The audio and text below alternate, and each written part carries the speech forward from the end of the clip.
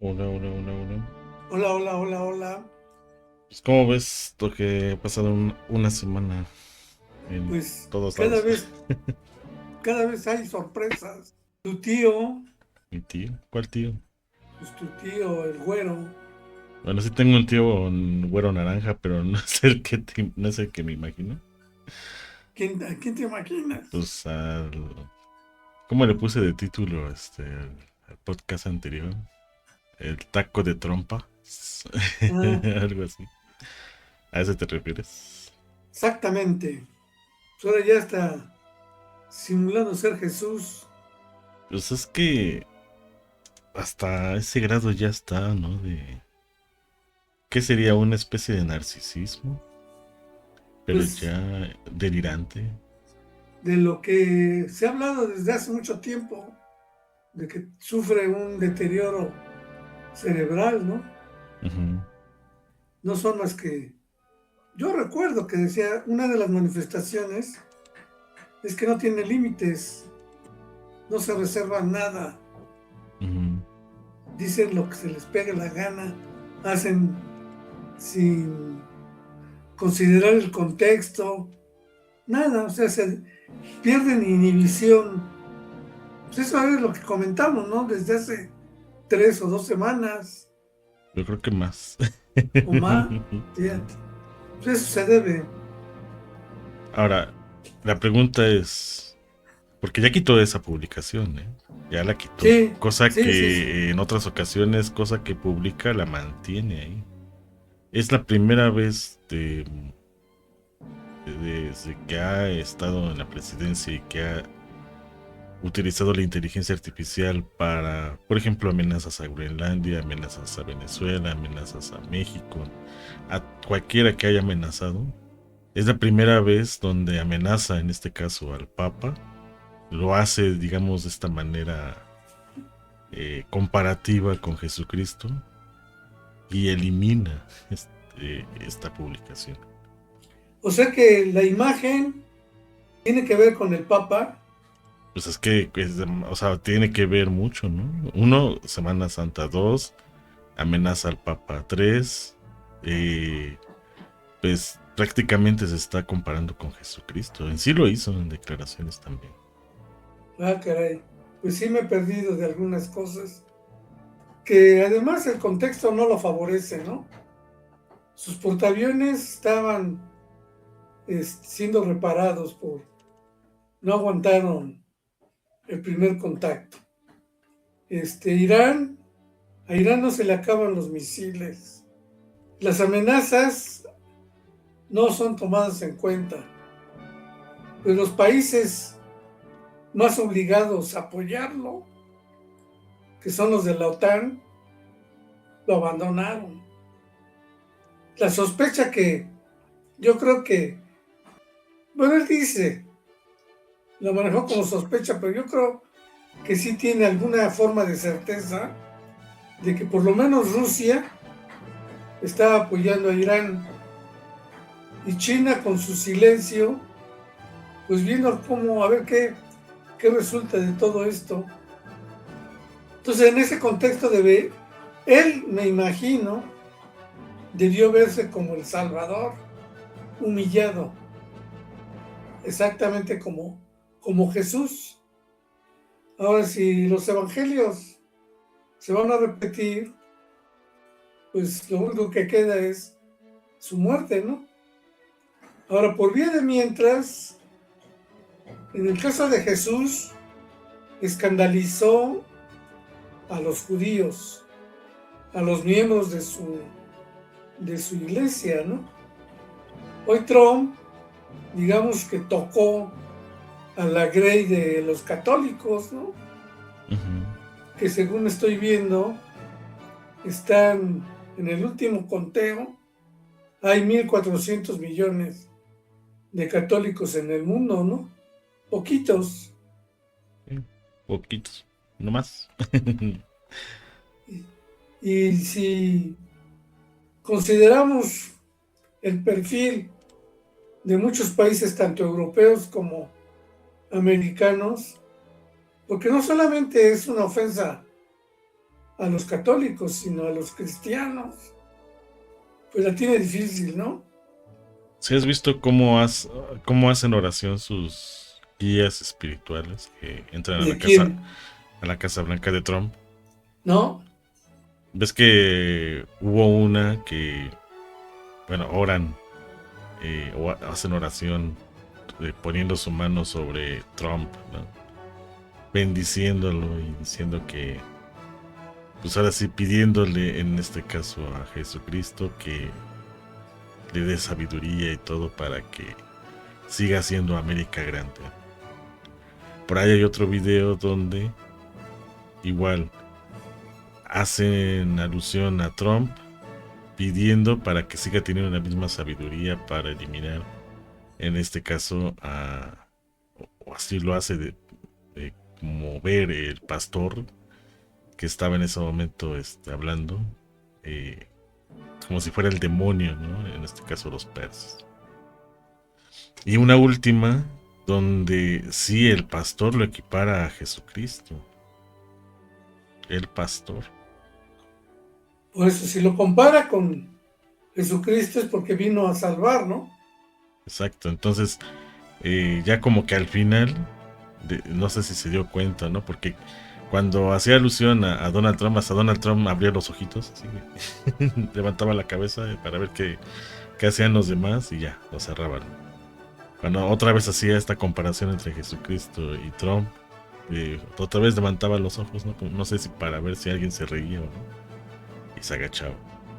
Y ya al final el pastor yo creo que se dio cuenta de que exageró demasiado y ya dijo, bueno, y también protege a los de Irán, ¿no? Que quieren ser salvados por Donald Trump. Y es como de, bueno. No he visto ningún video de esos. Viendo eso, ¿tú qué piensas? Si ves que están orando y comparándolo con alguien tan importante para la religión cristiana. Bueno, la parte central del cristianismo. Pues mira, desde mi punto de vista, es grave el autoelogiarse. No me veo echándome piropos a mí mismo, ¿no? Y él a cada rato se está autoelogiando. Entonces, para mí eso ya es un signo de que algo anda mal, ¿no? Ahora, hay muchos que adulan, pero en corto, ¿no? No se exponen a quedar en ridículo frente a muchos. Entonces, el adulado, por lo regular, por lo menos les agradece su adulación si tiene el mismo nivel, ¿no? Pero si tiene una mejor calidad como ser humano, el adulado, pues detiene las adulaciones. Pero estoy hablando por mí. Ahora, no es el caso de Trump. Y como decían en México, que cuando preguntaba el presidente qué hora es, le respondían las que usted quiera, señor presidente. ¿Qué me dice a mí ese dicho? Pues que estaban fuera de la realidad, ¿no? Tanto el adulador como el adulado. Y yo en lo personal sí reacciono cuando estoy escuchando adulación, no a mí, a otra persona, pero que lo que se dice en nada corresponde a lo que, pues por lo menos yo considero es la realidad, ¿no? Ahora, sé que la adulación funciona. Entiendo por qué hay adulados y aduladores, ¿no? Pero un caso extremo es el de Trump. Ahora, cuando alguien mella su propia percepción, autopercepción, pues lo hace corriendo riesgos, ¿no? Ahora no sé si el Papa haya dicho algo en contra de Trump o Trump se metió en una bronca gratuita. No lo sé. ¿Tú no lo sabes?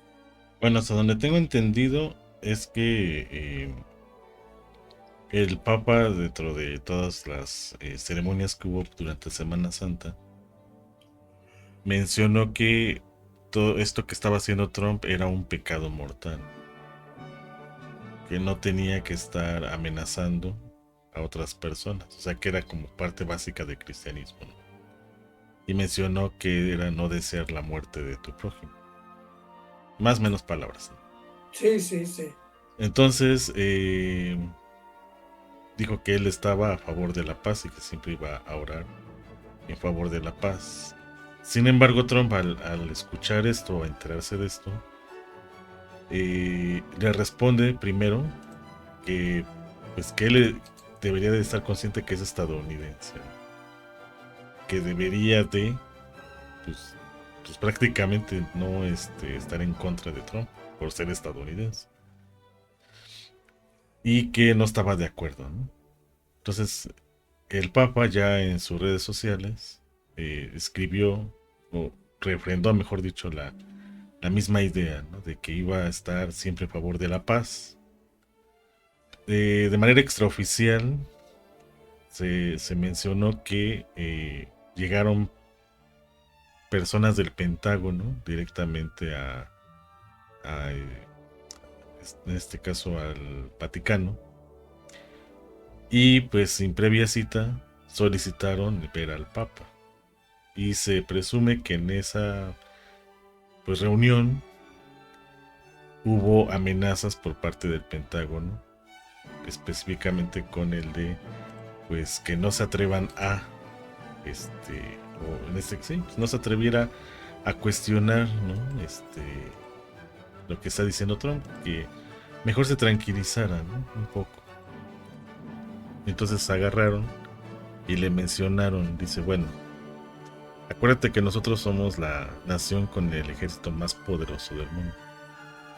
Y aparte le hicieron una un recordatorio, y a ver si aquí si me puedes ayudar, porque no me acuerdo exactamente a qué hicieron referencia, pero ese evento tiene que ver con el que fue la primera vez en el que un gobierno fue contra la Iglesia Católica. Entonces dijeron, acuérdate que ya hubo una vez alguien que pues, le puso un límite al Papa, ¿no? Esta vez se puede repetir. Bueno, el Papa siempre ha tenido, más ayer que hoy, broncas con los estados o con los representantes de los estados. Desde su fundación hasta ahora, pues el Vaticano es un estado y el Papa es el representante de ese estado, ¿no? Entonces, en realidad, pues es un gobernante más. En el pasado se dio una confrontación,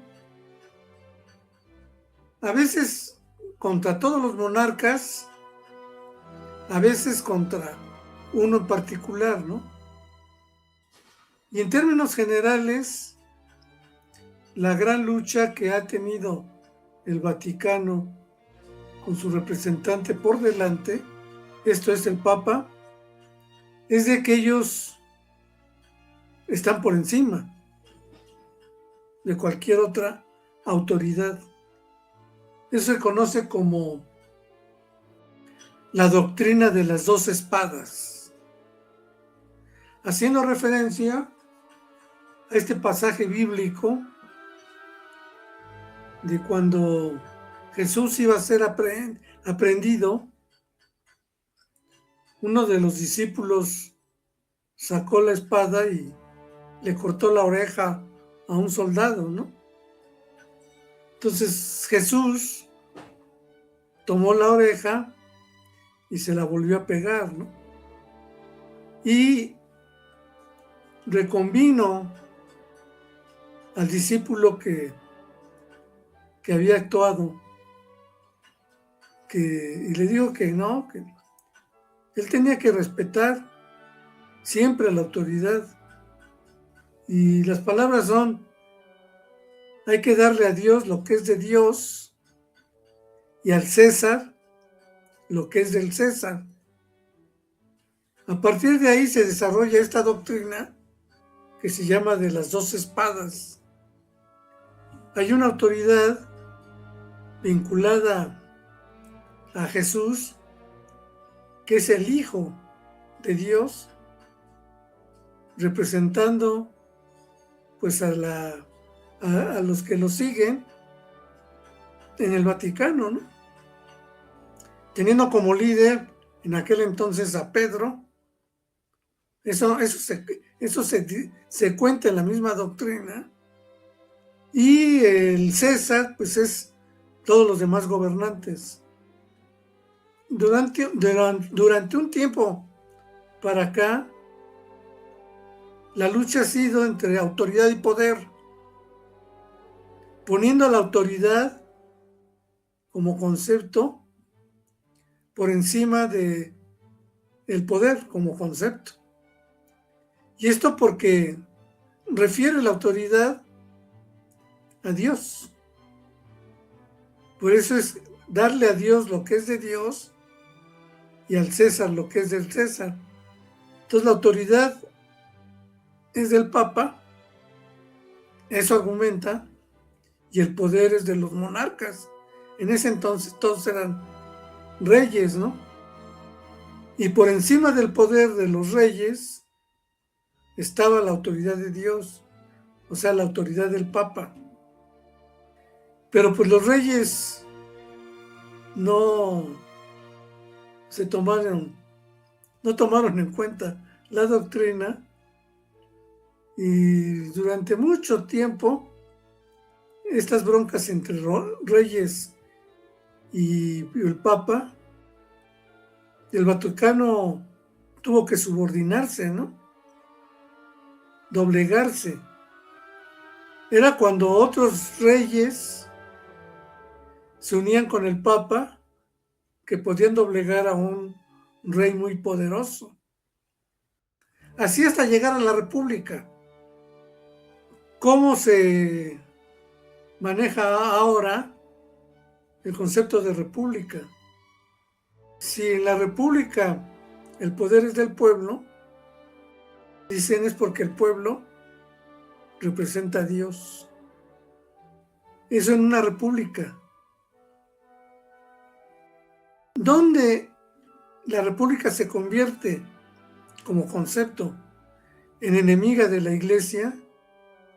Cuando en una república la autoridad de los clérigos no es tomada en cuenta, como en México, que en el siglo XIX la llamada reforma juarista se propuso y obtuvo como resultado, muchos dicen, la separación de la iglesia y el Estado.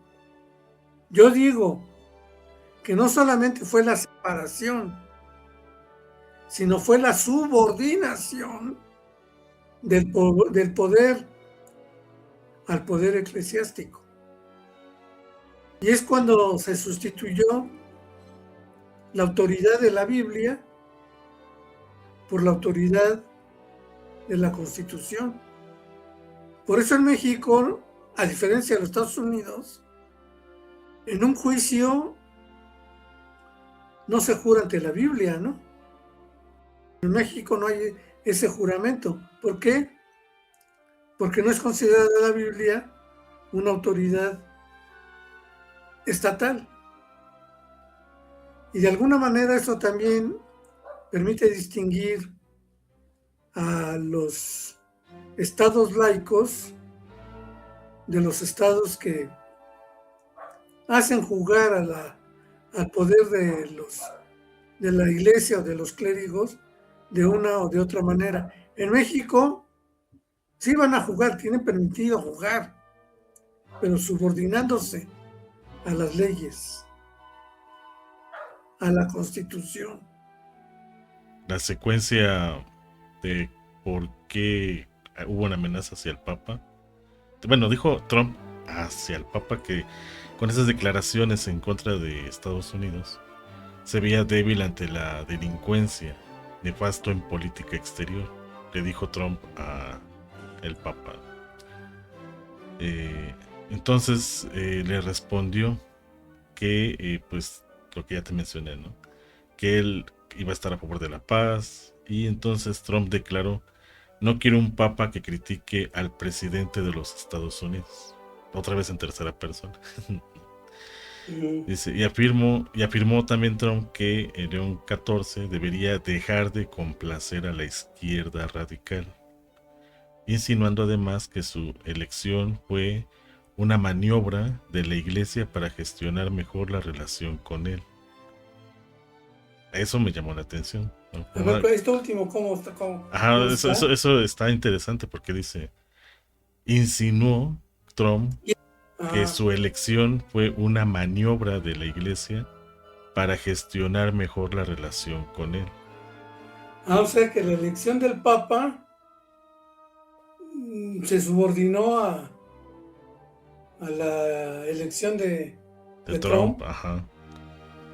O sea, porque Trump era el presidente, eligieron a un Papa norteamericano. Ajá. Más o menos así. Más o menos así. Entonces es lo que mencionó, se insinúa que mencionó, mejor dicho. O sea, es de, ¿sabes qué? Los dos somos estadounidenses, deberíamos de estar del mismo lado, ¿no? La iglesia para eso te eligió. Es lo que yo entendí. Y dice que ante las presiones y amenazas, el Papa León XIV respondió que no tiene miedo a la administración Trump. Rechazó entrar en un debate político y reiteró que la amenaza de aniquilación contra Irán es inaceptable.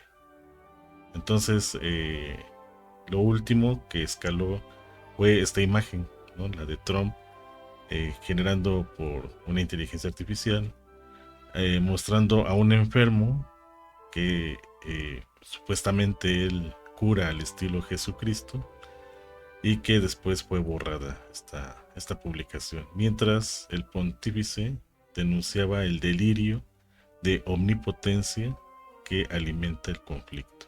O sea, ya fue una crítica directamente del Papa hacia Trump. Y sí, inclusive al supuesto que cura, muchos estaban diciendo que se parecía al personaje de estos archivos famosos, ¿no? ¿A quién? Al Epstein, ¿no? Que supuestamente ahí lo estaba curando de algo, el Donald Trump en su el enfermo. Ajá. Entonces está interesante eso, ¿no? Cómo es que los símbolos comienzan a ser vistos por los demás y empiezan a darles su interpretación, pero en general comenzó con eso, ¿no? De una crítica de Donald Trump hacia el Papa, de decirle débil, nefasto, después de que el Papa declara que está a favor de la paz y que era un pecado mortal lo que estaba pues planeando hacer Estados Unidos. Trump se declara que pues no debería de criticarlo a él, ¿no? Y de ahí, bueno, viene ahí todo hasta que publica esto que después quita, ¿no? La imagen de sí mismo pareciéndose a Jesucristo, curando a un enfermo. Fíjate, yo ahorita estoy viendo que la iglesia, el catolicismo, es en este momento la segunda confesión cristiana más grande del país. Y Estados Unidos actualmente tiene la cuarta población más grande de católicos en el mundo, después de Brasil, México y Filipinas. Solo ocupa el segundo lugar en Estados Unidos en relación a la Convención Bautista del Sur, o sea, los bautistas, ¿no? Ujú. O sea, están en Estados Unidos, en primer lugar están los bautistas y en segundo ya están los católicos, fíjate. Tiene actualmente Estados Unidos 68.5 millones de personas. Si en algún, fíjate, esto que acabas de mencionar, lo último que mencionaste, tiene mucha importancia porque de entre todas las iglesias que existen en el mundo, yo creo que la más rica en símbolos es la católica, ¿no? Casi todo lo católico está apoyado o está expresado en símbolos. Y eso se ve claramente en los templos, como los templos católicos parecen museos, Ujú. frente a, pues, lo, lo desnudo que está el interior de un templo de otras confesiones, ¿no? ¿Qué tanto impacto haya tenido esa imagen, ese símbolo manejado en esa imagen, en 68.5 millones de católicos en los Estados Unidos? Pues va a ser interesante saberlo, ¿no? Ahora que se venga en noviembre, si no ocurre algo antes, en la votación, ¿no? Ahora, una voz simbólica de mucho peso entre los católicos, pues es la voz del Papa. Llama mucho la atención que durante buena parte de la historia de la Iglesia, sobre todo en los últimos siglos, lo que el Papa opinaba tenía peso político, ¿no? Y los últimos papas poco se habían metido en política, ¿no? Tan abiertamente como parece serlo León XIV, ¿no? Ujú. Porque además Trump ya lo metió. Si ya lo nombró representante de la extrema izquierda, pues de alguna manera eso cala en los oídos de muchos católicos. No digo de todos, porque también en el catolicismo hay divisiones muy serias entre progresistas y tradicionales, ¿no? Pero en términos generales, la gente va con el Papa, con los católicos, ¿no? Ahora Pues, también hay que ver que en el tablero, el Papa, ya en este momento, pues es una pieza más que puede ser movida, que intenta ser movida por Trump, pero que seguramente van a mover pues los otros jugadores, ¿no? Todos van a querer jalar agua para su molino. pues ahorita que mencionas esto, el día de ayer, ya te digo, parece que Facebook escucha lo que uno dice, ¿no? No, sí, sí escucha. Me manda no, sí, que eso es casi casi omnipresente de Facebook. Bueno, casi cualquier red social que tenga acceso a nuestro celular. Eh, Hay un usuario llamado Julio Sánchez que publicó el día de ayer. Dice, última hora, el Papa León XIV camina por la gran mezquita de Argelia, sin zapatos durante su visita al país donde la mayoría es musulmana, mostrando musulmana como muestra de aglutinación ecuménica, perdón. Dice, la visita se produce en medio de las acusaciones de Trump al Papa de complacer a la izquierda radical. Esto pues es un punto menos desde los ojos de Trump, claro. Porque para él sería, no sé si llamarle traición, porque algo que me llama un poco la atención es que se dirige a él diciendo que pues es un papa estadounidense. Entonces pareciese que por el solo hecho de ser estadounidense tiene que hacerle caso a lo que diga él, ¿no? Pues eso es lo que le reprocha, Ajá. que siendo estadounidense no lo respalde. O sea, ni siquiera que diga a los Estados Unidos o no sé, cualquier símbolo nacional, no, a él, a Donald Trump. O sea, Pues hace bien, fíjate, en términos, porque ¿quién es Donald Trump? ¿Qué representa? A los Estados Unidos. ¿crees?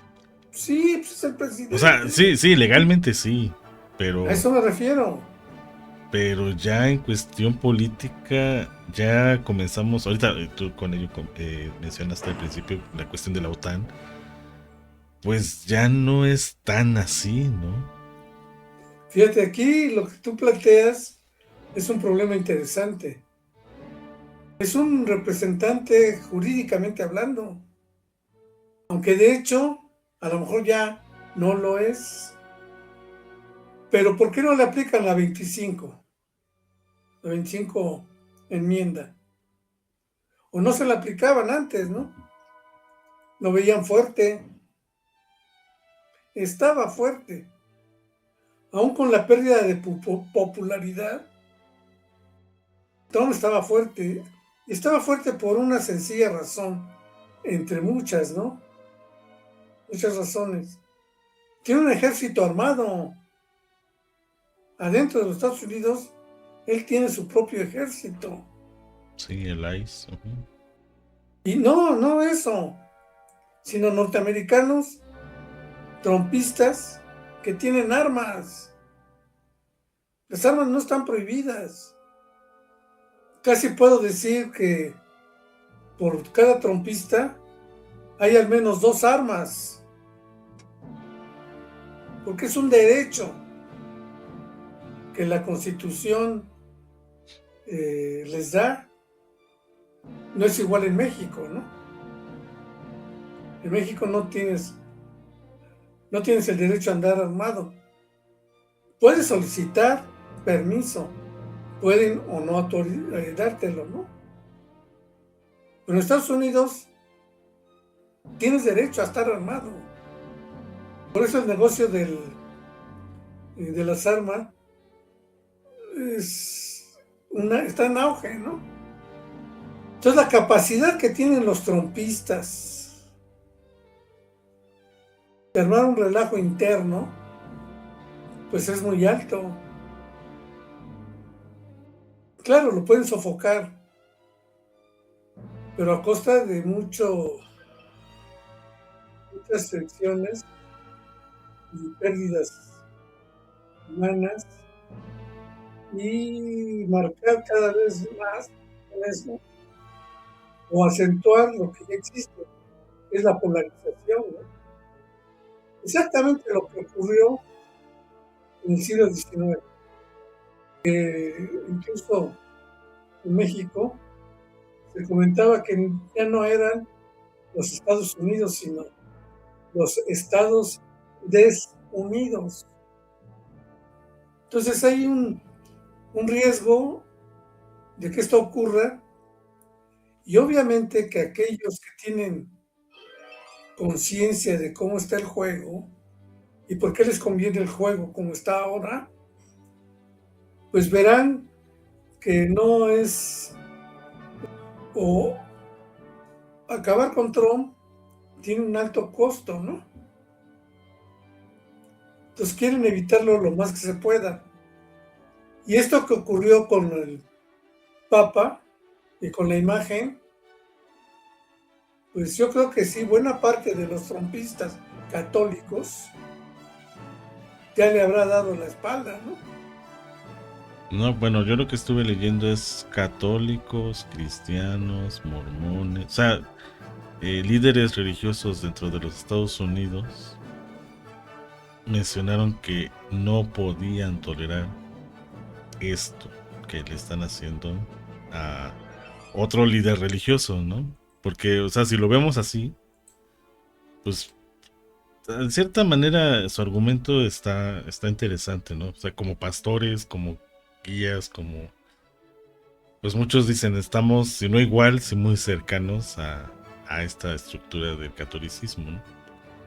Entonces, se ven reflejados de alguna otra manera de, bueno, si hay una amenaza contra el Papa, sabiendo que son millones que son católicos en el mundo, pues que no puede hacer con otras religiones que están en crecimiento, ¿no?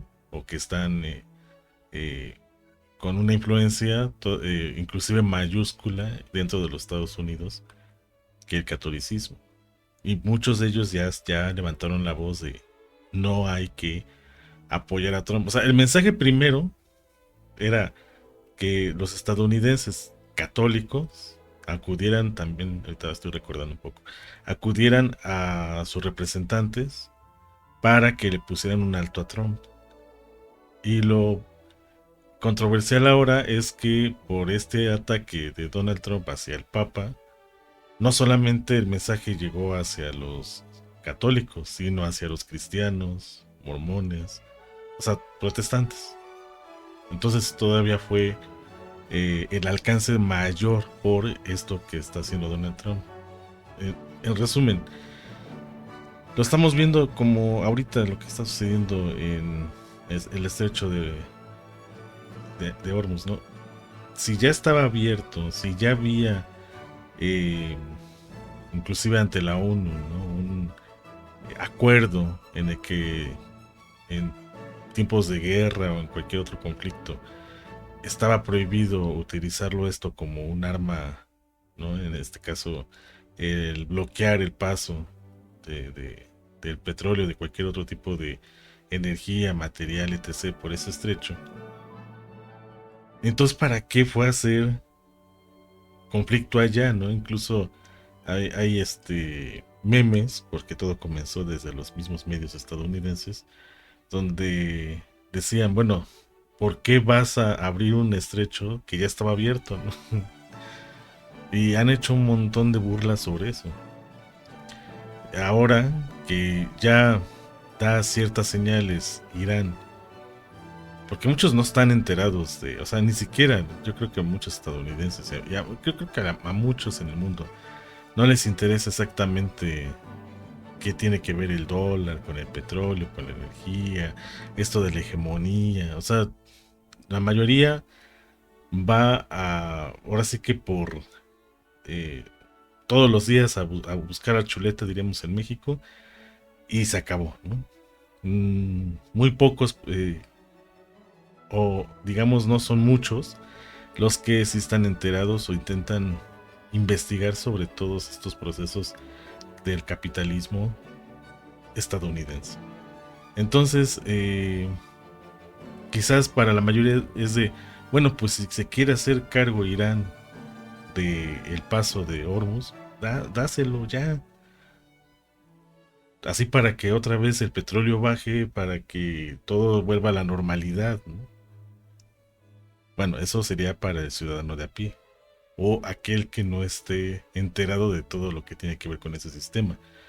Desafortunadamente, no se puede dar el lujo Trump de hacer eso, porque, digo, si no hubiera comenzado el conflicto, pues ellos seguirían teniendo la hegemonía en este estrecho.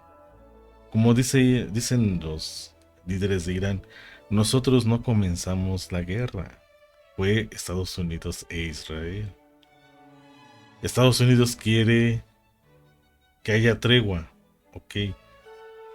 Inclusive cada rato están agradeciendo a quienes intentaron la mediación, ¿no? En este caso, los de Pakistán. Todo el tiempo Irán agradece a Pakistán por este gesto.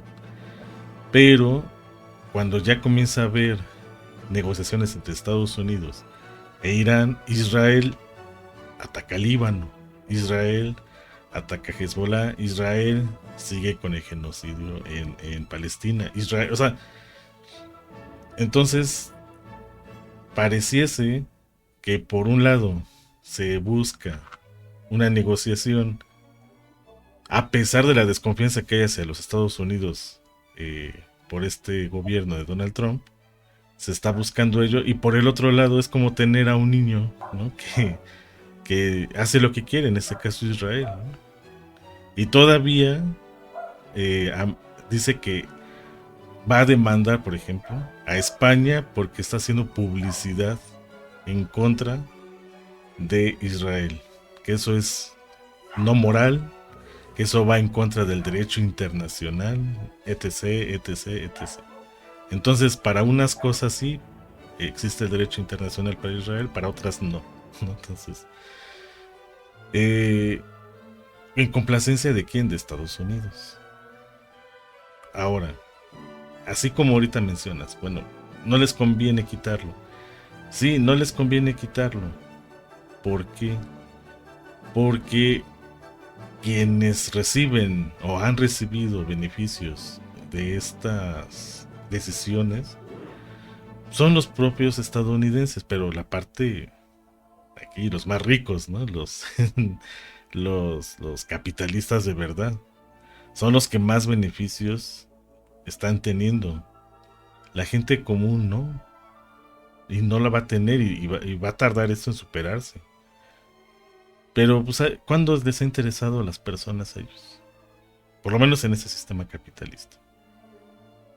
Yo creo que nunca. Entonces ahorita, menos.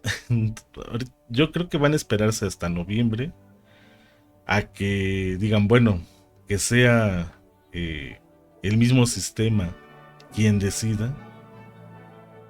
Muy probablemente algo va a suceder, como en Argentina, que casi casi estoy seguro que por el mismo sistema de Estados Unidos, que yo no le veo por dónde sea democrático, pero bueno, según ellos sí, eh, por esa famosa mayoría simple, va a quedar todavía con mayoría Trump. Todo apunta a que no sea así. Lo mismo se señalaba, te digo, en Argentina, lo mismo se señalaba en Chile, lo mismo se señalaba en otros países. Ahorita, pero terminó ganando quien se supone debería de perder. Pienso que eso, o están confiando que eso va a suceder en noviembre. Bueno, antes ¿no? En estas elecciones de noviembre, ¿no? Entonces, yo no creo que apliquen enmienda 25. Sí hay, eh, ¿cómo le llaman estas confrontaciones entre los representantes del gobierno de Trump y el Congreso, o congresistas, mejor dicho? Tiene su nombre. Nada más yo lo que he visto, o poco que he visto sobre estas reuniones con los congresistas, es de que pregunta qué hacen, pregunta que los miembros de Trump o sus representantes, pues prácticamente tienen un guión, ¿no? Y no lo sacas de allí. Y es de el congresista, a ver, te estoy preguntando sí o no. Y la otra responde, o el otro. Lo que está en la hoja, lo que está escrito, o sea, no dicen más. Y esto solamente es para hacer tiempo. Yo creo que están apostándole a que suceda ello, porque también, si se aplica en la enmienda 25, yo la vez anterior te decía, bueno, lo tiene que solicitar el vicepresidente. Ya estuve leyendo un poquito más, no solamente el vicepresidente, lo puede pedir también el Congreso o los congresistas. Va. Pero debe de quedarse el vicepresidente. Está igual o peor. Entonces, por lo menos de aquí a noviembre, esté Trump o quienes están atrás de él, va a ser la misma historia. Ahora no creo que sea igual con Vance, el vicepresidente, porque el del carisma es Trump. Híjole, O ahí, sea, bueno, jurídicamente le tocaría al vicepresidente. Pero eso no significa que en automático todos los trumpistas lo apoyarían. Se les está complicando cada vez más y puede llegar un momento en el que la soberanía del pueblo, voy a volverlo a decir, porque Estados Unidos, quieras o no, es una república, ya no recaiga en el pueblo, ¿no? Sino abiertamente se opte por una solución no republicana, ¿no? Para contrarrestar el autoritarismo de Trump, pregunto, ¿será necesario una postura antiautoritaria del mismo peso y por lo tanto autoritaria también que la de Trump? En los hechos se puede morir, ¿no? Pero quien lo sustituya, no veo a un líder con el carisma de Trump. O sea, la gente lo sigue. Eso no lo podemos negar. Y en número suficiente como haber ganado 2 presidencias. Yo creo que hacer cálculos ahorita en Estados Unidos es muy complicado porque hay muchas variables que hay que tomar en cuenta. Por supuesto que una muy fuerte, que además no le conviene a muchos de los jugadores, es la fortaleza de Irán, ¿no? Hay Trump, ¿quién gana? ¿Irán? Pues así parece ser. ¿A quién le conviene o a quién no le conviene que se vea el triunfo de esa manera? Entonces sí está complicado, mi querido Roberto. Pues, como dicen por ahí, la guerra quizás no la ha ganado Irán, pero sí muchas batallas. Fíjate, depende de qué tipo de guerra. Es como con López Obrador, por ejemplo. Yo recuerdo que antes de las elecciones del 18, porque me convocaban, me invitaban a platicar funcionarios de la UAP. Oye, Toño, ¿cómo ves esto? Digo, te voy a decir cómo lo veo yo. Ya ganó López Obrador. Y se reían. ¿Cómo crees? Y bueno, ustedes me pidieron que les dijera cómo la veo yo. Digo, porque ya les ganó la guerra simbólica. Ya los espacios simbólicos están ocupados por el López Obradorismo. Falta la batalla en los hechos, que son las elecciones. Pero ya les ganó. Y me dices, bueno, ¿cómo es eso de la batalla simbólica? Sí, ya la gente cree por quién tiene que votar. Ya no lo van a hacer cambiar. Por muy guerras sucias que implementen, ya la gente cree que la opción es López Obrador. Para quitarle a la gente ciertas creencias, pues se necesita una talacha enorme. Y ya no les va a dar tiempo. Además el carisma. Porque el primero que lo denominó el Mesías a López Obrador fue el Krause. Él fue el primero. Y Krause es judío. La palabra entre los judíos, esa que Krause le aplicó a López Obrador, esto es Mesías, aunque lo haya dicho Mesías tropical, ¿a cuántos no se les puso en la cabeza que Jesús era el Mesías? Hasta ellos mismos, en el intento de descalificarlo, lo rodearon de una aura poderosísima en términos simbólicos. Ya lo único que falta es que efectivamente el comportamiento de los que creen que López Obrador es la opción se materializa con un voto.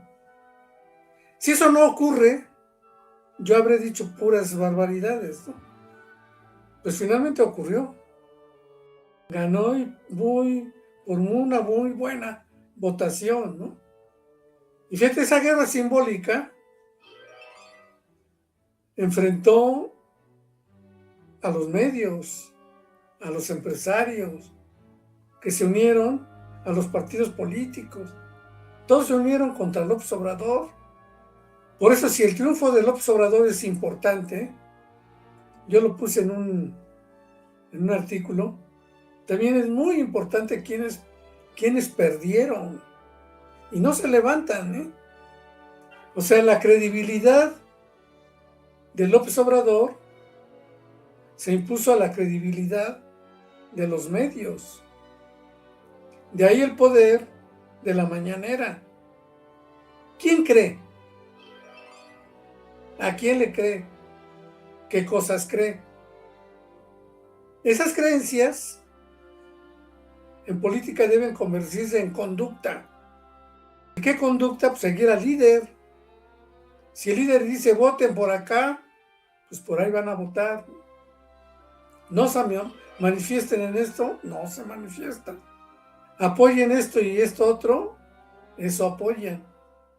Y esa es la legitimidad. No solamente tenía el puesto, el cargo, sino la gente le creía, le cree. Y como en estas reglas de matemáticas, ¿no? Esa credibilidad puede, de hecho así está pasando, transferirse, ¿no? Se transfirió con todo lo que armó López Obrador para primero investir a Claudia y después hacerla ganar, incluso con una votación superior a la que él tuvo. Operaron los símbolos. Y la mejor prueba está en los resultados, la prueba empírica. Voten por acá, y la gente fue a votar. Ahora, por ejemplo, hay una lucha simbólica con respecto a los partidos aliados, ¿no? Hasta ahora de Morena, ¿no? Muchos apoyaban esos partidos, no siendo de esos partidos, sino para salvar la coalición.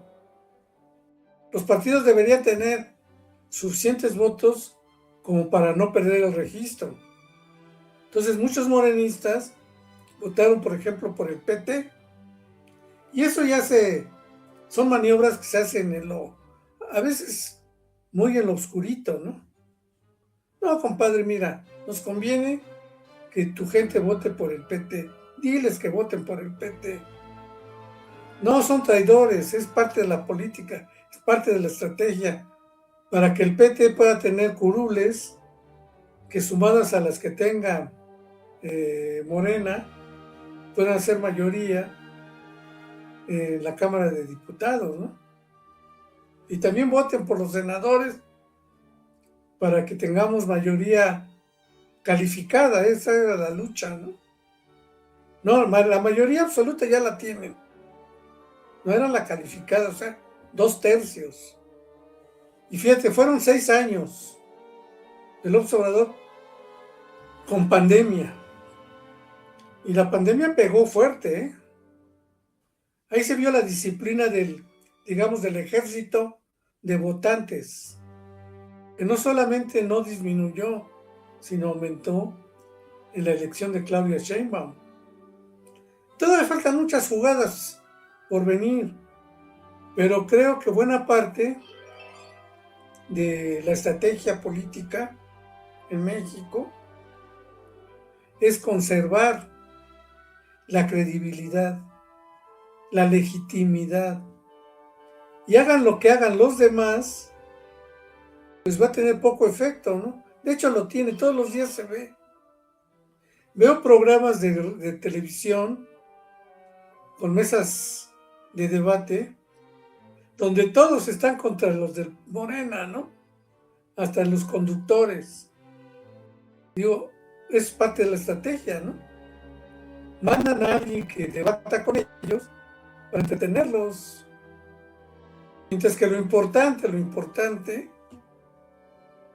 que es lo que decía López Obrador y dice Claudia, el terreno, los morenistas están chambeando. A tal punto que en el último recuento del IFE, porque los partidos tienen que legitimarse con un número mínimo de afiliados, de militantes, Morena ya se convirtió en el partido más grande en la historia de México, con más de 12 millones de militantes. Entonces, mientras muchos debaten en los programas de radio o de televisión, Morena está avanzando en el terreno. Y en el mismo periodo todos tenían el mismo chance de hacer crecer sus huestes, ¿no?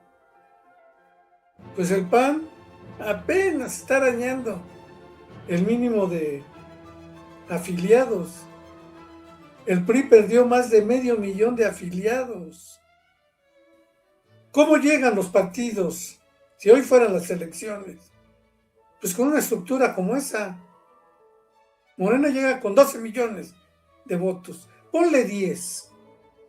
Dan sus afiliados.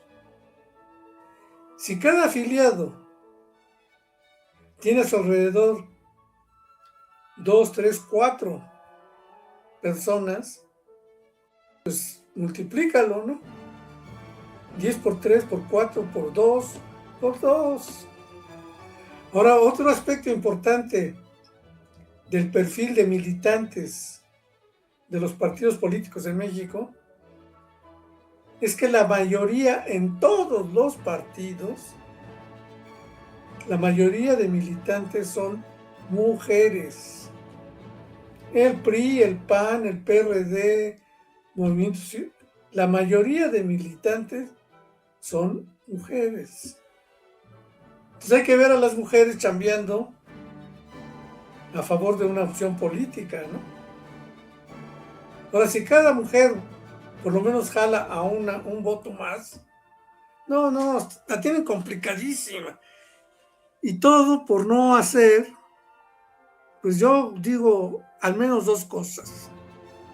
Hacer un buen trabajo en el terreno de la batalla simbólica, que muchos llaman la batalla cultural, y 2, la batalla en el terreno, ¿no? ¿Cómo la ves, querido Roberto?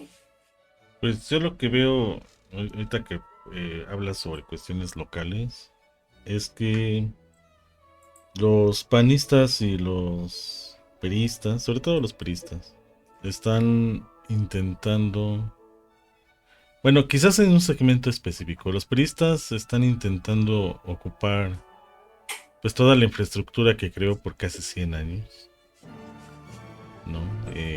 En este caso con sindicatos, con grupos que ellos mismos crearon. Y el PAN está intentando, desde la parte académica, manipular muchas de las percepciones políticas para, pues si no tener, en este caso, un registro, ¿no?, de seguidores,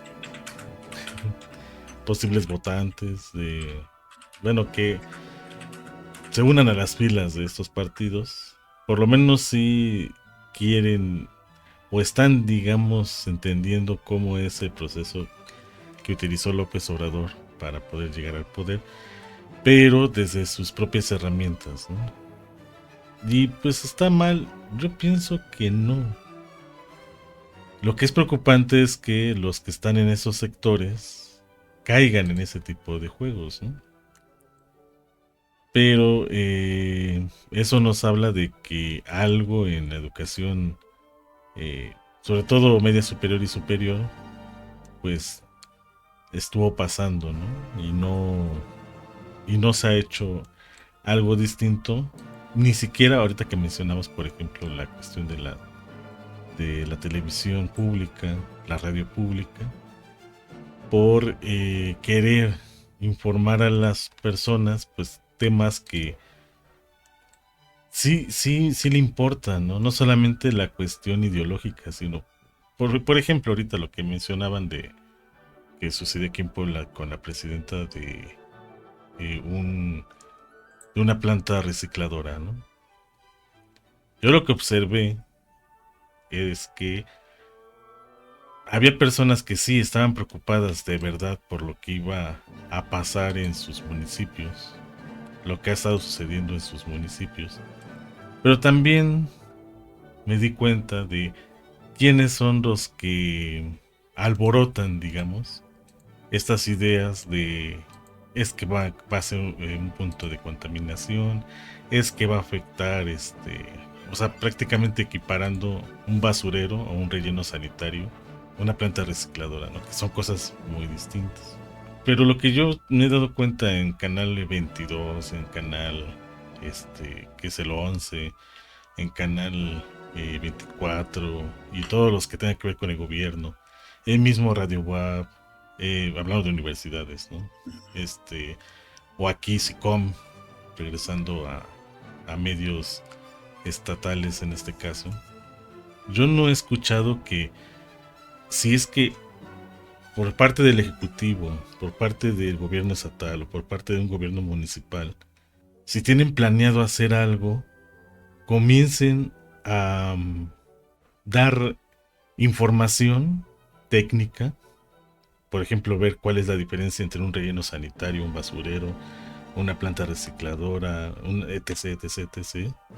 ¿Para qué? Para que quienes lleguen y les digan esto está bien o esto está mal que haga cualquier gobierno, no solamente el de Moreno, la gente esté informada, la gente sepa Fíjate, qué es lo que va a llegar, no solamente vayan y levanten sus pancartas. Ahora, entiendo también, y por eso te decía específicamente los del PRI, con organizaciones que son históricas, por ejemplo, no sé si nada más en Puebla, yo me atrevería a decir que en el centro del país, como una 28 de octubre, Antorcha Campesina y un sinfín de grupos, en el que su modo de operación es como lo que vimos, ¿no? Afuera de esta pues, visita de la presidenta, de ir con pancartas y hacer pues la denuncia o pedir el apoyo. ¿Que está mal? No, no está mal. Pero lo que sí noté en este diálogo, ¿no? En el que inclusive la presidenta les decía, oigan, quedamos en que no se manifestaran en este evento, nos vamos a reunir terminando. Ustedes no respetaron ese acuerdo, ¿no? Pero bueno, estamos aquí, vamos a dialogar, ¿no? Pongámonos de acuerdo, nos vemos en alguno de los municipios, de que ustedes me digan, y pues aclaramos puntos, ¿no? Siempre hay alguien ahí, ¿no? Como en un salón de clases, queriendo alborotar el gallinero. Y lo que hizo la presidenta Sheinbaum fue, pues si no ignorarlo, yo creo que ella bien sabe quiénes son los que pertenecen, por ejemplo, a un partido político y no necesariamente están ahí por preocupaciones de su municipio, ¿no? Independientemente si es un partido o no, sino porque realmente está ahí, porque está convencido de que puede perjudicarlos, ¿no? Esta tarea yo no la he visto, ni con López Obrador ni con Claudia Sheinbaum, y aunque le apueste mucho la presidenta, sobre todo a esta parte académica, que es donde viene esta parte del PAN, tiene mucha influencia. Yo lo que sí he notado es que quienes están estudiando o han estudiado una licenciatura, un posgrado, tienen pensamientos todavía más conservadores, inclusive los propios panistas. Pareciese que en lugar de que digan, bueno, a ver, no estoy de acuerdo con X cosa, porque aquí cambia el contexto, ¿no? Voy a proponer un proyecto diferente. No, sino que eh, van y solamente echan porras o, ¿cómo llamarle a las porras que son distintas? Reclamos, ¿no? Y, quejas. o quejas, ajá, pero sin ninguna propuesta, teniendo en cuenta de que como estudiantes de media superior o superior, pues deberían de hacer eso, ¿no? Ya debieron de aprender a generar un proyecto, de contraargumentar, de etc, etc, ¿no? Todo lo que tenga que ver con esto de educación superior. Sin embargo, no. Van y se levantan y ponen sus pancartas y se acabó. Aquí la tarea, pienso yo, es de que en este caso la presidenta Sheinbaum, en un gobierno específicamente en el nuestro como Armenta, o si es un proyecto municipal, en este caso Chedraui, pues sí utiliza estos medios que tienen a la mano para, pues digo yo, ¿no? Hasta con una diapositiva que pasen entre comerciales, si es que tienen este acceso, o si pueden crear un programa que inclusive pueda ser para niños, en el caso de SICOM, y puedan enseñar a los niños, ¿sabes qué? Hay un montón de tecnología ahora para procesar productos no renovables y que estos se pueden transformar y comiencen a verse, ¿no? Cuáles son las diferencias entre esto a partir de un proyecto que ya tengan previamente planeado. Yo no lo estoy viendo. Entonces sí hay, y es donde aprovecha la oposición, hay fracturas de comunicación dentro de las instituciones que pues dicen los panistas, priistas, pegarle, ¿no? Por esos pequeños senderitos que dejan abiertos. Yo espero de verdad, porque es lo que sí es el talón de Aquiles desde López Obrador a la fecha, que estas fracturas comiencen a tener más atención, porque pareciese que lo más importante es lo federal.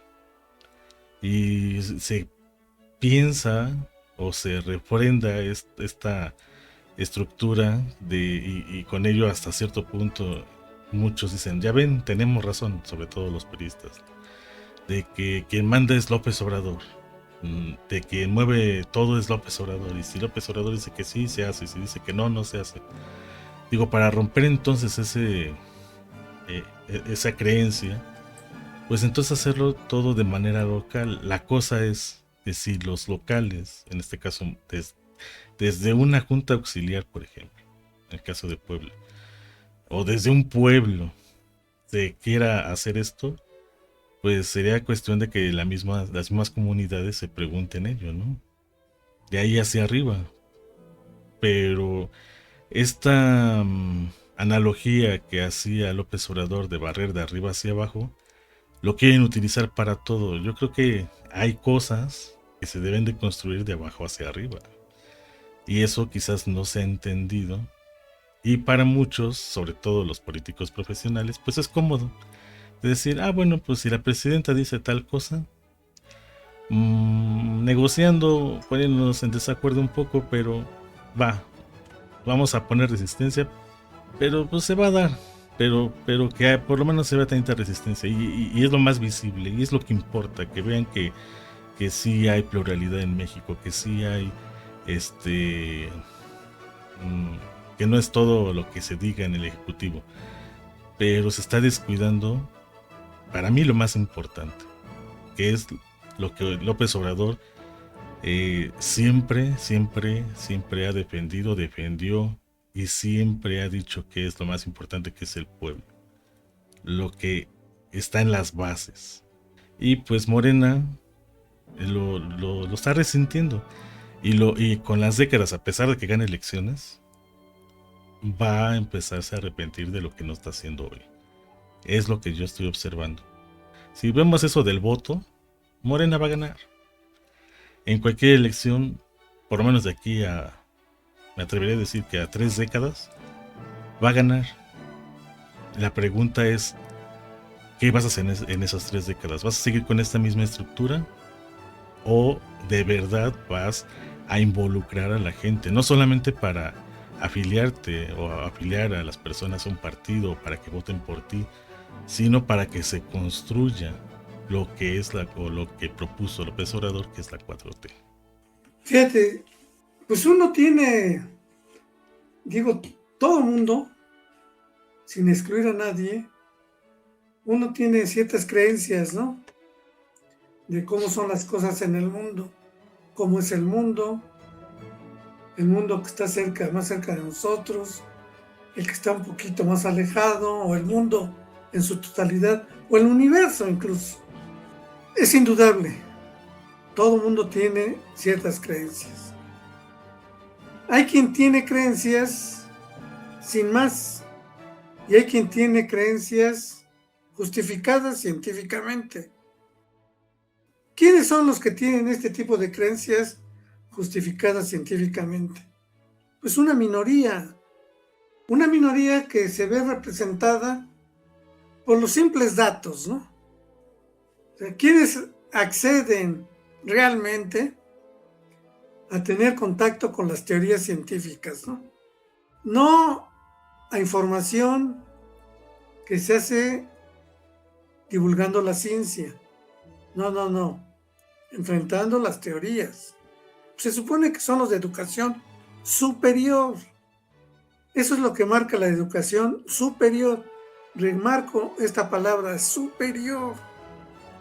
¿Qué hace diferente a la educación superior de la educación media? Y obviamente la básica. Ese contacto con las teorías científicas. En términos rigurosos, a pesar de que se acceda a una licenciatura, es poco el contacto con teorías científicas. Digo, yo tengo un buen número de años transitando por mi institución de educación superior y lo he constatado, ¿no? Se abren maestrías. Y sí, efectivamente, algunos se interesan por acceder a esos límites, a esas fronteras de investigación científica, ¿no? Algunos. Los más lo que quieren es un título. En el doctorado, sí, ya casi todos a lo mejor, están obligados a tener contactos y mostrar que los tienen en el doctorado, ¿no? A los doctores. Si tomamos en cuenta esto, pues la información, digamos, técnica, es a lo que más se puede aspirar en un contexto muy amplio de mexicanos, ¿no? Que estudian primaria, secundaria, preparatoria y hasta licenciatura. Bueno, que tengan algún sustento técnico para apoyar sus creencias, ¿no? Que no crean nada más porque sí, sino que puedan proferir. Es que aquí yo pienso de esta manera porque la sociología, la psicología, etcétera, han arrojado en sus estudios estos resultados. Durante la pandemia hubo una significativa operación técnica desde el púlpito, llamémoslo así, de la 4T.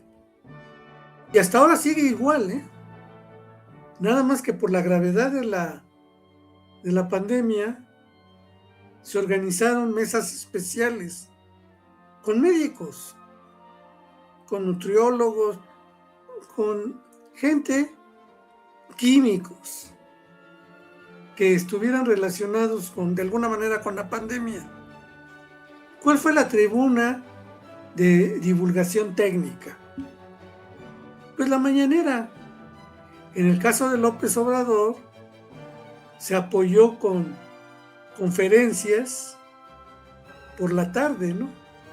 Entonces, quien quisiera estar informado sobre lo que era el virus, pues tenía acceso. Ahí llegaban, como decía López Obrador, los machuchones de este asunto. Por eso es la molestia de la mañanera, ¿no? Que no solamente es divulgar sentencias ideológicas, sino se proporciona información y muy fuerte en términos estadísticos. Todas las mañaneras, todas, comienzan hasta hoy día con la presencia de funcionarios que tienen que justificar lo que dicen a través de resultados, ¿no?, científicos, expuestos en forma de estadística. Ya un resumen, porque la mañanera no tiene ese propósito de divulgar la ciencia, aunque no la hace a un lado. Te digo, por lo menos la tercera parte de todas las mañaneras contiene este tipo de información, hasta ahora. Después ya viene, digamos, lo más relacionado con la grilla. López Obrador decía, es que ya el pueblo se politizó. ¿Y cómo? Pues a través de la mañanera.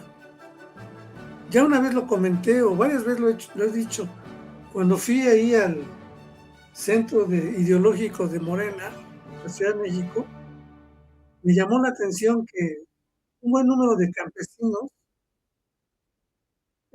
no se pueden ocultar por su aspecto y su olor, ¿no? Tenían celular. Yo me acerqué a uno y le digo, oye, ¿para qué usted quiere el celular? ¿A poco en su pueblo hay? Dice, no, pero es por la mañanera, ¿no? Para poderla escuchar es a través del celular. Dije, ah, caray. O sea que sí tenía impacto, un desarrollo tecnológico en el mundo de la política. Ahora bien, ¿por qué no preocupa? Estoy siendo descarnado, ¿eh? ¿Por qué no preocupa mucho en términos políticos lo que ocurre en las universidades? Bueno, pero antes, de las 32 universidades públicas, digamos 40, estoy exagerando, 60 instituciones de educación superior, porque además hay que tomar en cuenta los tecnológicos, que había antes de López Obrador, que era la ANUYES, pues a partir de ahí se abrieron cientos de universidades, por ejemplo, de la salud, y la mayoría de ellos, de estas instituciones, en el campo, ¿no? En los lugares donde, con más desventajas.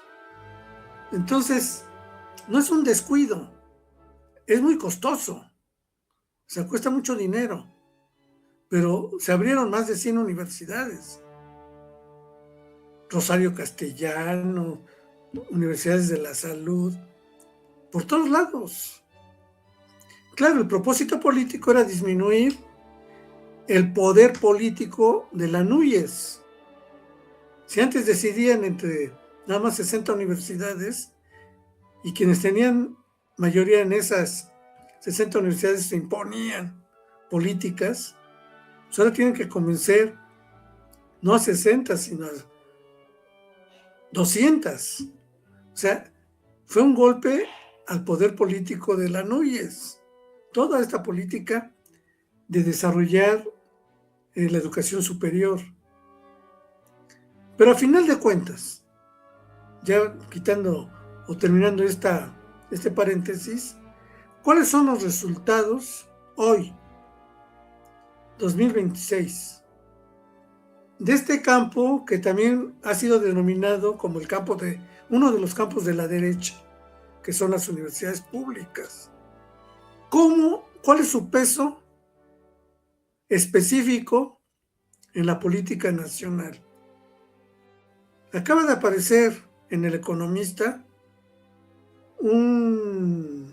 los resultados, ¿no?, de un estudio de la OCDE.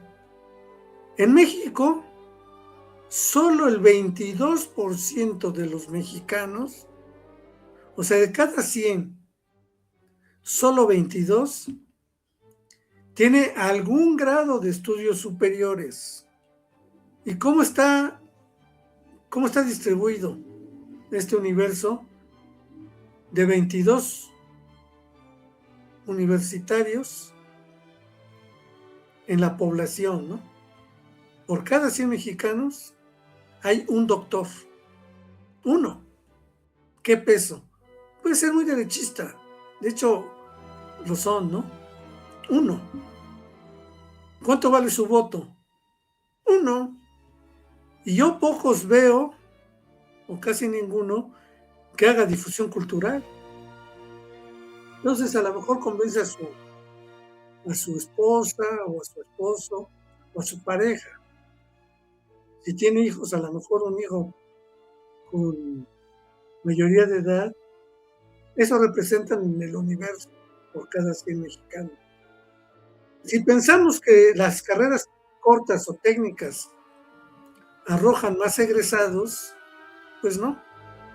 También por cada 100 mexicanos, solamente uno tiene o termina su carrera corta o técnica.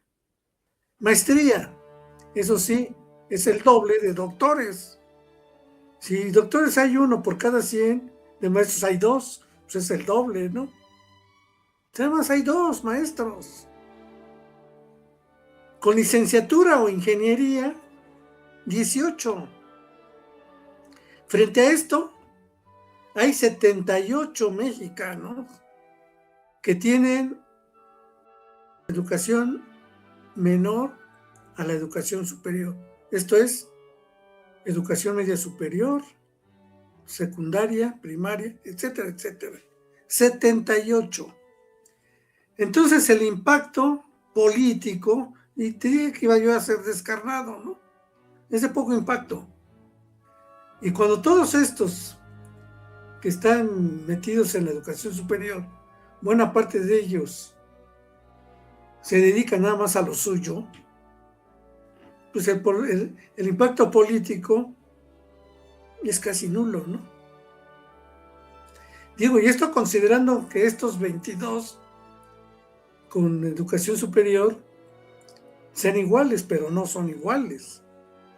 De esos 22 hay quien sí hace, por ejemplo, servicio social, hacen difusión cultural, se meten a la grilla, ¿no? Faltaría ese dato, pero pongámosle que fueran 5, 4. Pues estos 22 con educación superior se reduciría a 18. ¿Qué pueden hacer frente a una maquinaria institucionalizada que organiza elecciones y votaciones, como son los partidos políticos? Nada. En nada impacta. Claro que los proyectos políticos son distintos.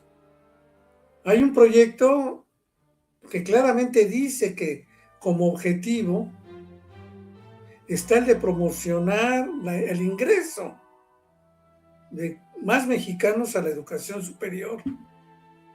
Hay otro proyecto que dice no tienen por qué entrar todos. Los que no cumplan con ciertos requisitos no entran. Y así se justificaban los exámenes de admisión, ¿no?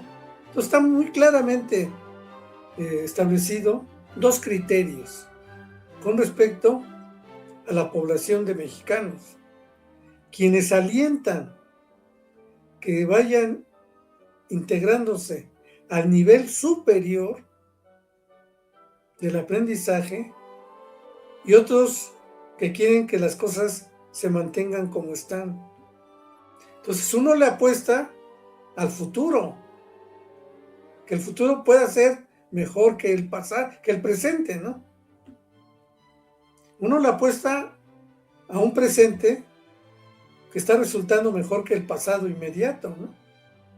Pues eso es racional. Finalmente, la política, a grandes rasgos, es un ejemplo de racionalidad colectiva. No podemos admitir, porque caeríamos en una contradicción, que es importante alentar la formación política y al mismo tiempo descalificarla. Está bien, el presente no es tan perfecto como lo deseamos, pero irracional es pensar que el presente tiene que ser como lo pensamos. No, el presente se manifiesta. ¿Y cómo es posible identificarlo?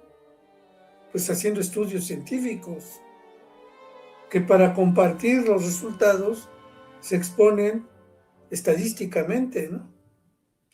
De ahí la importancia de impulsar desde la educación básica, pues, la formación en matemáticas, ¿no? no es un lujo, es una condición sin la cual no puede existir la democracia. Esto es, masas ilustradas. Que en el futuro cada voto sea justificado racionalmente en términos, eh, eh, digamos, verbales, magnífico sería. Hay que tener la habilidad para hablar. De ahí que también sea importante en la formación el hablar, el leer, el escribir. Que el presente es un poco ingrato todavía en ese aspecto, bueno, pero hay proyectos que vislumbran una posibilidad para marchar en este sentido. Hay otros que más bien quisieran que las cosas siguieran como están o como estuvieron en el pasado. Y yo creo que sí, la gente ya tiene claridad de cómo pintan las cosas para su conveniencia. Y no podemos negar que los votos, el número de votos, da cuenta de esa racionalidad colectiva. No, es que son votos poco razonados. Puede ser que muchos así lo sean, pero a eso se le está apostando, a que todo el mundo tenga derecho a votar por lo que quiera. Y ahí está el escenario de las ofertas políticas, ¿no? Si una opción obtiene la mayoría, pues es racional aceptar que fue por razones que la mayoría votó, y eso le da racionalidad al fenómeno colectivo. Otra cosa es la racionalidad individual, ¿no? Pero en términos colectivos, pues se dan, entre otros eventos, las elecciones, ¿no? Hay otros eventos donde se abre la posibilidad de participar democráticamente. Son congresos, simposium, participan poquitos. O sea, se abre la convocatoria aquí, todos los que quieran hablar a favor o en contra de ahora lo que está en la mesa de la discusión, que es el fracking, ¿no? Eso ahorita iba a ir. Ajá. O sea, los que estén en contra, manifiéstense, digan, den sus razones. Los que estén a favor, díganlo. Y se abrió el diálogo. Eso no quiere decir que los que se manifiestan a favor ya ganaron, no. Ni tampoco lo contrario, de que los que manifiestan en contra ya ganaron. ¿Dónde está, vamos a llamar así, la trampa de la convocatoria? En que se debe resolver racionalmente, dando razones técnicas. No porque hayan 17 pancartas diciendo sí y no hay ninguna razón técnica para apoyar esas 17 pancartas diciendo que sí se apruebe el fracking. Si eso ocurriera, pues, ¿qué se diría? Que fue una decisión poco ilustrada, aunque democrática. Si del otro lado nada más hubo 4, ¿no?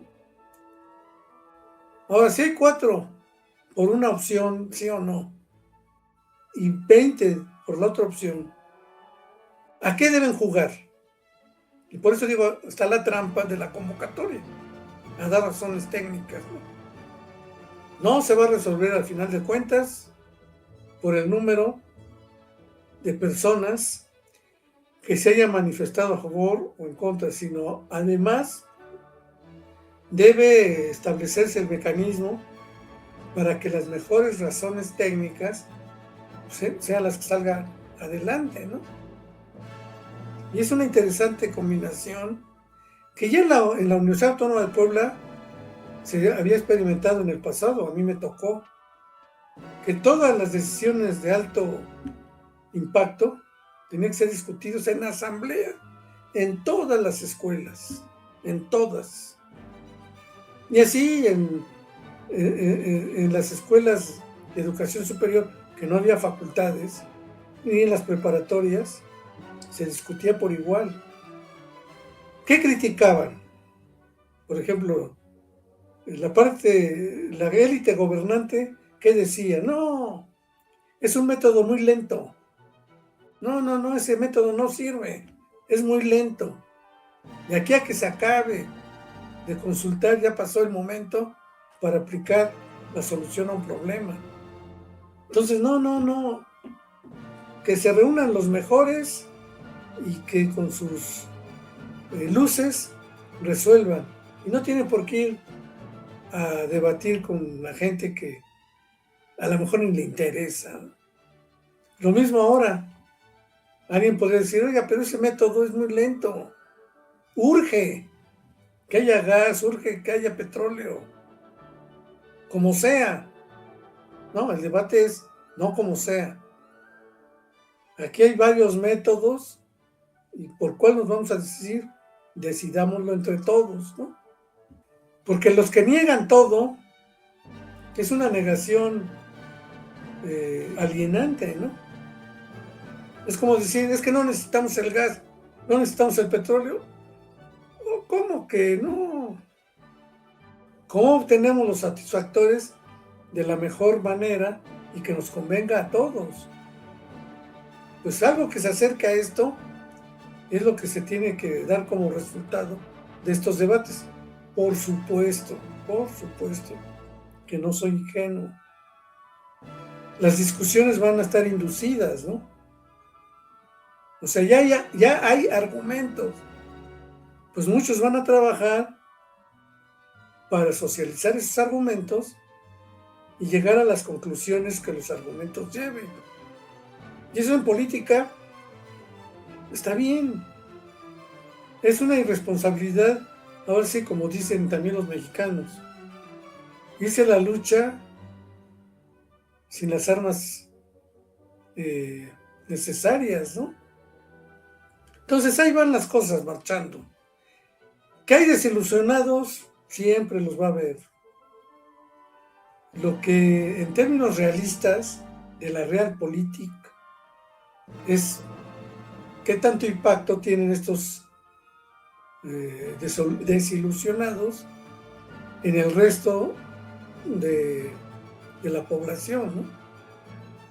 Si no tienen un gran impacto, adelante, hay que avanzar, porque además tú hablabas de probablemente Morena gane 3 elecciones, ¿no? O sea, 3 sexenios.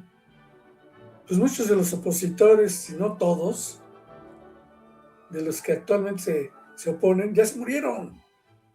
O sea que todo también apunta a que dentro de X número de elecciones sean las nuevas generaciones las que impulsen esto. A favor o en contra, en el presente, ya todos estaremos muertos. Entonces, quienes apuesten y trabajen para el futuro inmediato racionalmente tendrán que obtener mejores resultados. Por lo menos yo así lo veo, Roberto. Sí, entiendo esa parte, ¿no? Ahorita cuando mencionaste el de que ya se ve hecho en la UAP, que era un método lento, que solamente había que poner a los mejores. A mí me preocupa quién designa eso de ser los mejores. Métodos hay, exámenes, investigaciones previas, etc, etc. A veces pienso que eso no es suficiente. ¿Por qué? Porque mucho de lo que hemos estudiado siempre va con un sesgo, siempre, y lo tiene que haber. Es imposible que no lo haya. Y esos sesgos en muchas ocasiones no han sido en beneficio de, por ejemplo, en este caso, la estructura que se está manejando en México, que sería el pueblo, sino que se manejan estos de manera general, ¿no? Y bien podríamos, por ejemplo, ahorita que estamos en momentos bélicos, decir la teoría de Einstein, ¿no?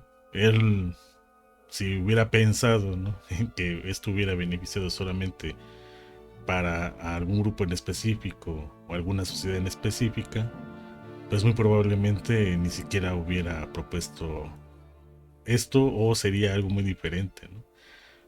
Las circunstancias y consecuencias hubieran sido muy distintas. Entonces tiene que ser así, general, para todos, ¿no?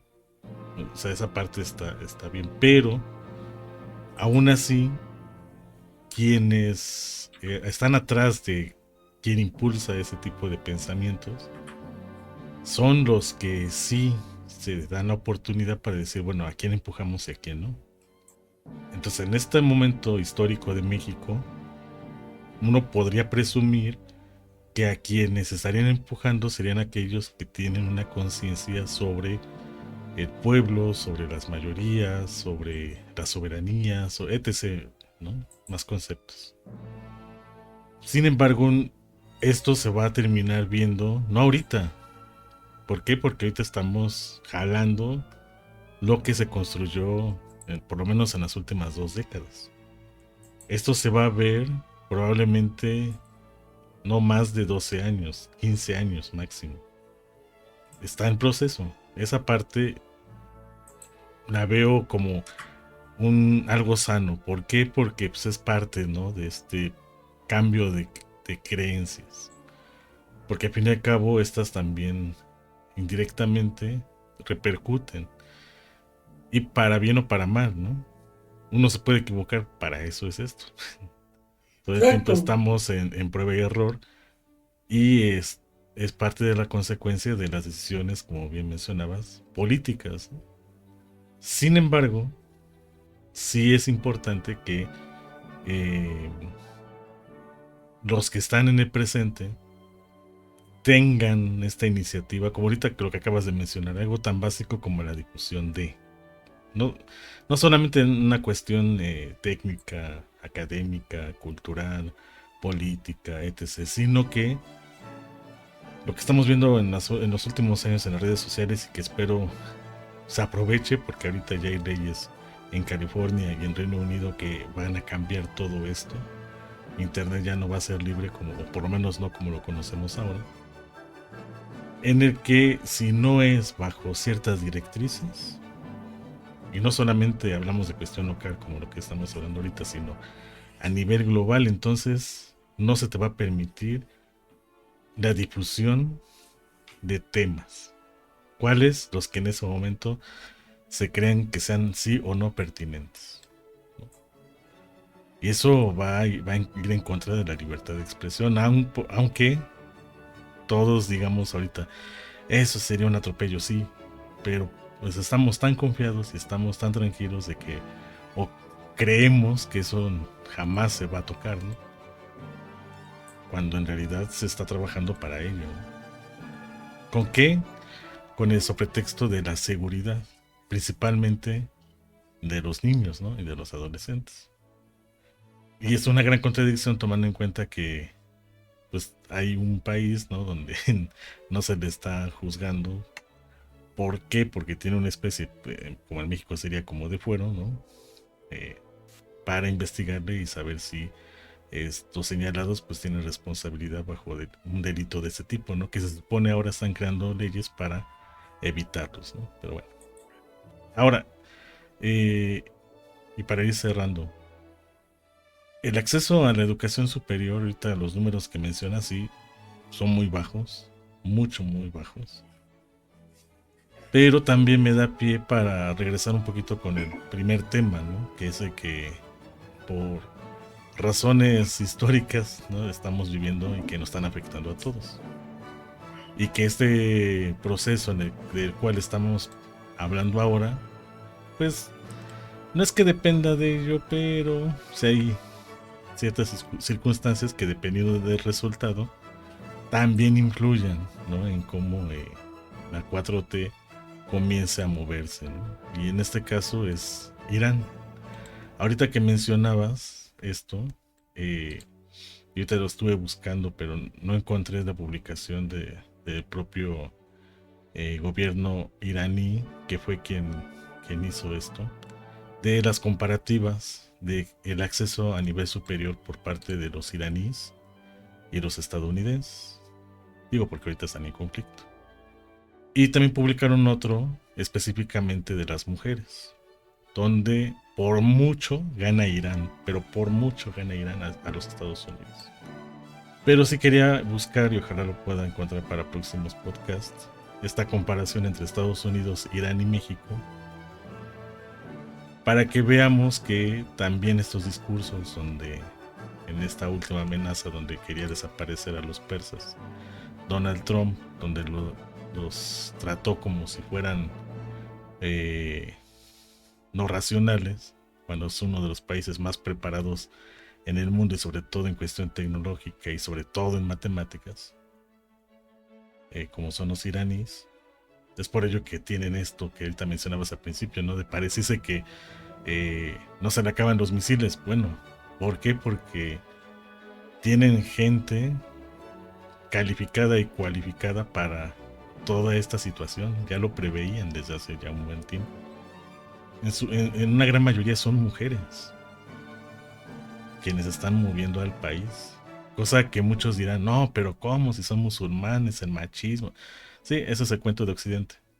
Pero en datos duros mostraban y se mostraba otra cosa. Te digo, voy a buscar esas estadísticas para ver cómo estamos tan lejos o tan cerca, porque, digo, aquí los más envalentonados, académicos, hacen críticas muy duras hacia Irán, hacia Venezuela, hacia los propios mexicanos, del actuar, para bien o para mal, hacia los Estados Unidos.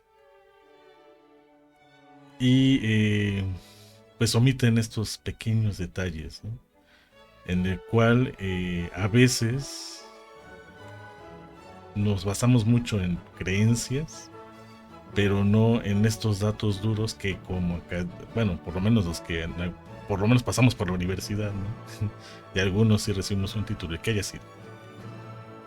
Y con mucho mayor razón, y tú lo mencionaste, los que tienen un posgrado, pues deberían, ¿no?, de tener en cuenta a pesar de su especialización. Aún así nos seguimos guiando por cuestiones muy generales. ¿Y eso es malo? No. ¿Es bueno? Tampoco. Pero sí nos hace, o a mí me hace crear muchas preguntas sobre cómo es que esto llega a cegar, ¿no?, todo lo que está pasando de manera interna y de manera externa, ¿no? Y que a veces, sin darnos cuenta, justificamos todo el tiempo lo que quizás para la percepción, o siendo empáticos, ¿no?, con Irán, por ejemplo, o con cualquier país de Medio Oriente, con los mismos europeos, con los mismos latinoamericanos, ¿no?, que también han sufrido esta amenaza constante por parte de los estadounidenses, los europeos, hablando por ejemplo en este caso de África. En fin, bien tenemos argumentos como para poder en estos momentos de coyuntura no justificar, pero sí dar puntos racionales sobre las situaciones y de las cuales podríamos bien mencionar qué como países tendría que estar haciendo nuestros propios gobiernos, porque ahorita solamente estamos expectantes, ¿eh? Europa es uno de ellos. Se niega a participar, en este caso con la OTAN, pero podría tomar otro tipo de acciones, ¿no? No lo está haciendo. Todos estamos expectantes, todos. Entonces a veces esto de si estamos o no preparados, pues a veces pareciese que solamente es una simulación. Con eso termino. Pues fíjate que había dejado cerrado el micrófono y ahorita que lo prendí, ya llevamos más de 2 horas, ¿eh? Pues ya de todos modos ya es la hora de irnos despidiendo. Yo cerraría planteando una necesidad que tú lo dices, es histórica. ¿Cómo podemos desde nuestra trinchera personal, ya que no somos líderes ni siquiera pertenecemos a algún grupo, coadyuvar a este proyecto de nación que, entre otras cosas, tiene como objetivo, a ver, ¿cómo ponerlo? Pues hacer a los humanos más humanos. ¿Cómo poner a México como una opción filosófica de concepción de lo que es un ser humano? Eso lo tenemos que poner en la mesa de la discusión, que probablemente al principio pocos le presten atención, pero hay que insistir, por lo menos eso creo yo. ¿Cómo la ves tú, Roberto? Dejarnos en esos momentos de creer quién es mejor en esta dicotomía que se creó desde la Segunda Guerra Mundial entre los buenos y los malos, específicamente la ex Unión Soviética y los europeos, Estados Unidos específicamente, y de ahí teníamos que tomar partido. Occidente. Occidente versus la URSS. La URSS, ya extinta. Los tiempos han cambiado, están cambiando, y creo que van a cambiar por muchas décadas. La resistencia viene de los que se han beneficiado de esto, los que han producido una gran simulación en la cual hemos caído muchos por no aprender a preguntar, ¿no? Por ejemplo, en ese tipo de coloquios que decías, ¿no? Una de las críticas que yo siempre hago es que cuando dicen preguntas, la mayoría nos, y me incluyo, nos quedamos callados, ¿no? Entonces, yo creo que si hiciéramos, como ahorita mencionas al último, ¿no? Esta gran tarea y que fueron no sé cuántos podcasts por ahí de la pandemia que fue algo recurrente, el de aprender a preguntar. Si en algún momento ese cuestionamiento se hizo, yo creo que ahora más que nunca tendríamos que volverlo a retomar. ¿Por qué? Porque con tantas cosas que se vienen, tenemos que aprender de alguna manera a hacer ello para no caer en esta dicotomía que sí muchos cayeron o caímos desde la Segunda Guerra Mundial a la fecha. Con eso cerraría. No nos resta más que despedirnos y pues decirles que tenemos otra cita el próximo miércoles. México, el árbol de los 1000 frutos. Hasta entonces.